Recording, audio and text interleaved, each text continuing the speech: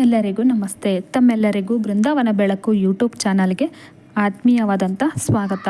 2025 Kartika ಮಾಸವು October 22ರಿಂದ ಪ್ರಾರಂಭವಾಗಿದ್ದು, ಈ ಮಾಸದಲ್ಲಿ ನಾವು ಕೆಲವೊಂದು ತಪ್ಪುಗಳು ಮಾಡಲೇಬಾರ್ದು ಅಂತ ಶಾಸ್ತ್ರ ಹೇಳುತ್ತೆ. ಇನ್ನು ಕೆಲವೊಂದು ಕೆಲಸಗಳನ್ನು ಮಾಡುವುದು ಅದೃಷ್ಟದ ಬಾಗಿಲನ್ನು ತೆರೆಸುತ್ತದೆ. ಹಾಗಾದರೆ ಮೊದಲು ಈ ಒಂದು ಮಾಸದಲ್ಲಿ ಅಂದರೆ ಕಾರ್ತಿಕ ಮಾಸದಲ್ಲಿ ಯಾವ್ಯಾವ ಕೆಲಸಗಳನ್ನು ಮಾಡಬೇಕು ಅನ್ನೋದನ್ನು ನೋಡೋಣ ಬನ್ನಿ. ಯಾರೆಲ್ಲ ಇನ್ನೂ ನನ್ನ ಚಾನಲನ್ನು ಸಬ್ಸ್ಕ್ರೈಬ್ ಮಾಡಿಲ್ಲ, ಸಬ್ಸ್ಕ್ರೈಬ್ ಮಾಡಿ ಸಪೋರ್ಟ್ ಮಾಡಿ. ಹಿಂದೂ ಧರ್ಮದಲ್ಲಿ ಕಾರ್ತಿಕ ಮಾಸಕ್ಕೆ ವಿಶೇಷ ಮಹತ್ವನ ನೀಡಲಾಗಿದೆ.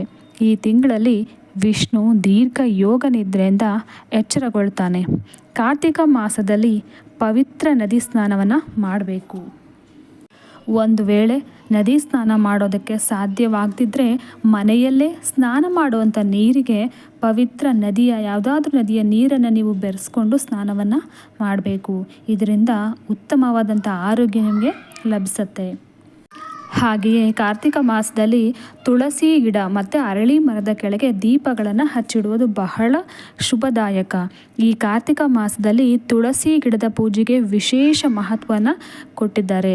ಆದ್ದರಿಂದ ಬೆಳಗ್ಗೆ ಮತ್ತು ಸಂಜೆ ತುಳಸಿ ಗಿಡದ ಪಕ್ಕದ ನೀವು ತುಪ್ಪದ ದೀಪವನ್ನು ಹಚ್ಚಿಡಬಹುದು. ತುಪ್ಪ ಇಲ್ಲ ಅಂತಂದರೂ ನೀವು ನಾರ್ಮಲ್ ದೀಪಕ್ಕೆ ದೇವರಿಗೆ ಯಾವುದೋ ಒಂದು ಎಣ್ಣೆನ ಬಳಸ್ತೀರಾ, ಆ ಒಂದು ಎಣ್ಣೆಯನ್ನು ಬಳಸಿ ಪ್ರತಿದಿನ ಬೆಳಗ್ಗೆ ಮತ್ತು ಸಂಜೆ ನೀವು ತುಳಸಿ ಗಿಡದ ಪಕ್ಕದಲ್ಲಿ ನೀವು ದೀಪವನ್ನು ಹಚ್ಚಿಡಬೇಕು. ಕಾರ್ತಿಕ ಮಾಸದಲ್ಲಿ ದಾನ ಮಾಡೋದ್ರಿಂದ ಎಂತಹ ದಾರಿದ್ರ್ಯ ಇದ್ದರೂ ಕೂಡ ಅದು ದೂರವಾಗುತ್ತೆ. ನಿರ್ಗತಿಕರಿಗೆ ಅಕ್ಕಿ ದಾನ ಮಾಡಬೇಕು. ಇದರಿಂದ ಚಂದ್ರನ ಬಾಧೆ ದೂರವಾಗುತ್ತೆ. ಜಾತಕದಲ್ಲಿ ಏನಾದರೂ ನಿಮಗೆ ಚಂದ್ರ ಅಶುಭ ಸ್ಥಾನದಲ್ಲಿದ್ದರೆ ಶುಭವನ್ನು ಫಲಿತಾಂಶವನ್ನು ನೀಡ್ತಾನೆ ಈ ದಾನ ಮಾಡೋದ್ರಿಂದ. ಅಗತ್ಯ ಇರುವಂಥವ್ರಿಗೆ ಬಟ್ಟೆ, ಆಹಾರ ವಸ್ತುಗಳನ್ನು ನೀವು ವಿತರಿಸ್ಬೋದು ಅಥವಾ ವಿತರಿಸುವಂತಹ ದಾನ ಕಾರ್ಯಗಳಲ್ಲೇ ನೀವು ತೊಡಗಬಹುದು. ಹಾಗೆ ಕಾರ್ತಿಕ ಸೋಮವಾರಕ್ಕೆ ಕೂಡ ವಿಶೇಷ ಒಂದು ಮಹತ್ವವನ್ನು ಕೊಟ್ಟಿದ್ದಾರೆ. ಹಾಗಾಗಿ ಕಾರ್ತಿಕ ಸೋಮವಾರ ನೀವು ಶಿವ ಮತ್ತು ವಿಷ್ಣುವನ್ನು ಪೂಜಿಸಬೇಕು. ಶಿವ ಮತ್ತು ವಿಷ್ಣುವಿನ ಒಂದು ಮಂತ್ರಗಳನ್ನು ಪಠಿಸೋದು ಕೂಡ ಬಹಳ ಒಂದು ಶುಭದಾಯಕ. ವಿಷ್ಣು ಸಹಸ್ರನಾಮ ಆಗಿರ್ಬೋದು ಅಥವಾ ಶಿವನ ಸ್ತೋತ್ರಗಳು, ಈ ಒಂದು ಸ್ತೋತ್ರಗಳನ್ನು ನೀವು ಪಠಿಸ್ಬೋದು, ಮಂತ್ರಗಳನ್ನು ಪಠಿಸ್ಬೋದು. ಪ್ರತಿದಿನ ರಾಮಾಯಣ, ಮಹಾಭಾರತ, ಪುರಾಣಗಳಂಥ ಗ್ರಂಥಗಳನ್ನು ನೀವು ಓದೋದಕ್ಕೆ ಸಮಯವನ್ನು ಮೀಸಲಿಡೋದು ತುಂಬಾ ಒಳ್ಳೆಯದು. ಹಾಗೆ ಕಾರ್ತಿಕ ಮಾಸದಲ್ಲಿ ಕೆಲವೊಂದು ತಪ್ಪುಗಳನ್ನು ಮಾಡಲೇಬಾರ್ದು ಅಂತ ಹೇಳಲಾಗಿದೆ. ಮಾಂಸಾಹಾರ ಮತ್ತು ಮದ್ಯ ಸೇವಿಸುವುದನ್ನು ಆದಷ್ಟು ತಡೆಗಟ್ಟಬೇಕು. ಸಾಧ್ಯವಾದಷ್ಟು ಶುದ್ಧತೆಯನ್ನು ಕಾಪಾಡಿಕೊಳ್ಬೇಕು. ಇದು ಪವಿತ್ರ ಮಾಸ ಆಗಿರೋದ್ರಿಂದ ಯಾರ ಜೊತೆಗೂ ಕೂಡ ನಾವು ಕೆಟ್ಟ ಮಾತುಗಳನ್ನು ಆಡಬಾರ್ದು.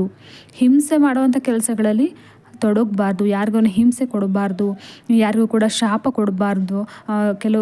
ಕೆಲವರು ಜಗಳ ಮಾಡ್ತಾ ಕೆಲವೊಂದು ಶಾಪ ಹಾಗಾಗಲಿ ಹೀಗಾಗಲಿ ಅಂಥೇಳಿ ಶಾಪ ಕೊಡ್ತಾರೆ. ಆ ರೀತಿ ಶಾಪವನ್ನು ಕೊಡಬಾರ್ದು. ದೇಹ ಮತ್ತು ಮನಸ್ಸಿನ ಶುದ್ಧತೆಯನ್ನು ಕಾಪಾಡ್ಕೋಬೇಕು. ಪ್ರಾಣಿಗಳು, ಪಕ್ಷಿಗಳು ಕಂಡ್ರೆ ಆಹಾರವನ್ನು ನೀಡಬೇಕು.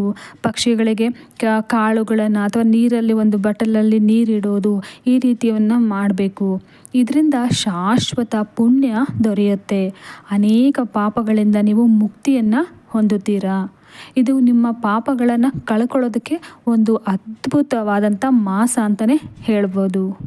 ನೋಡಿದ್ರಲ್ಲ ಸ್ನೇಹಿತರೆ, ಈ ಕಾರ್ತಿಕ ಮಾಸದಲ್ಲಿ ಯಾವೆಲ್ಲ ಕೆಲಸಗಳನ್ನು ಮಾಡಬಾರ್ದು ಅನ್ನೋದನ್ನು ನಾನು ಈ ಒಂದು ವಿಡಿಯೋದಲ್ಲಿ ತಿಳಿಸ್ಕೊಟ್ಟಿದ್ದೀನಿ. ಈ ಒಂದು ಮಾಹಿತಿ ನಿಮಗೆ ಇಷ್ಟ ಆಗಿದ್ದರೆ ಲೈಕ್ ಮಾಡಿ, ನಿಮ್ಮ ಫ್ರೆಂಡ್ಸ್ಗೆ ಶೇರ್ ಮಾಡಿ. ಮುಂದಿನ ವಿಡಿಯೋದೊಂದಿಗೆ ಮತ್ತೆ ನಿಮ್ಮನ್ನು ಭೇಟಿಯಾಗ್ತೀನಿ. ಧನ್ಯವಾದಗಳು.